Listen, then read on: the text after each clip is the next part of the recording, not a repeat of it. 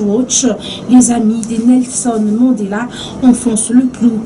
Lundi 8 décembre 2014, Kabila va parler à la nation. Et enfin, Kabila dos au mur. 2015, Caméré trace le schéma.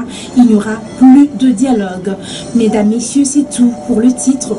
Bienvenue à cette revue de presse. Bonsoir. En boîte à le pont, Human Rights Watch. Les amis de Nelson Mandela enfoncent le clou. Titre en bas dès sa une, le télégramme du Congo.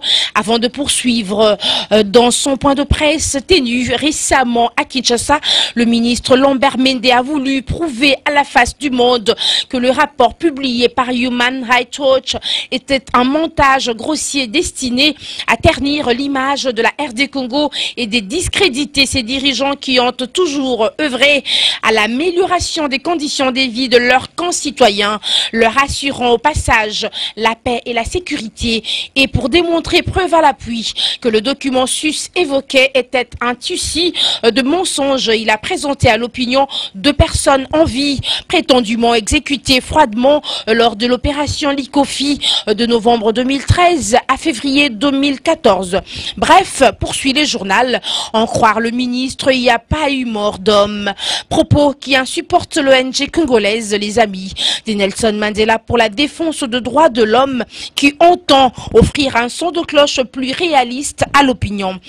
Elle affirme être en mesure de donner avec exactitude le nombre des personnes tuées, leur nom, leur adresse et leurs familles respectives.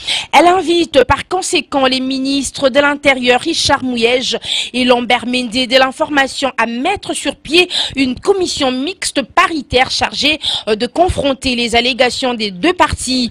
Elle conclut que loin d'être une quelconque mascarade comme on le prétend, le rapport des Human Rights Watch est authentique et reflète la quasi-totalité de la vérité, affirme le journal. Elle s'est dit même prête à fournir des éléments nouveaux et encore plus accablants pour le gouvernement congolais.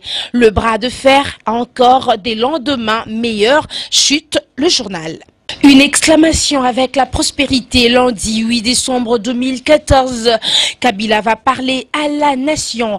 Toutes les questions brûlantes d'actualité seront évoquées par le président Joseph Kabila.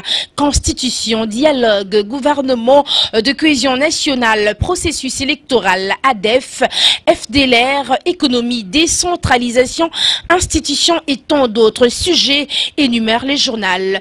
C'est ce samedi 6 décembre 2014 qu'il devrait en principe prononcer son traditionnel discours sur l'état de la nation devant les 2 chambres du Parlement réunies en congrès. Mais aux dernières nouvelles, le chef de l'État pourrait, sauf changement de dernière minute, parler le lundi 8 décembre 2014 dans la matinée. Des sources officieuses justifient ce report par des problèmes liés naturellement à l'agenda du président Kabila. Toujours en politique, CNews écrit en milieu de sa une. Kabila dos au mur 2015. Caméré trace le schéma. Il n'y aura plus de dialogue. Joseph Kabila, dont le dernier mandat expire en 2016, joue la montre pour s'éterniser au pouvoir, affirme le journal. Sa dernière trouvaille, c'est de conditionner les élections générales au recensement. Pour cela, il faut un consensus politique via le dialogue. Le Raïs scrute attentivement la moindre faille de ses opposants afin d'y s'y engouffrer pour prolonger son bail à la tête de l'État. Le dernier trou vient d'être bouché avec les refus par l'opposition d'un quelconque dialogue après la mère expérience de concertation nationale et la consolidation chaque jour qui passe tant à l'interne qu'à l'international du front du refus, de la révision ou du changement de la Constitution. Visionnaire, vital, Caméré, patron de l'UNC, le premier à tirer les conséquences de la dynamique du moment. En marge du bureau bureau politique de son parti tenu.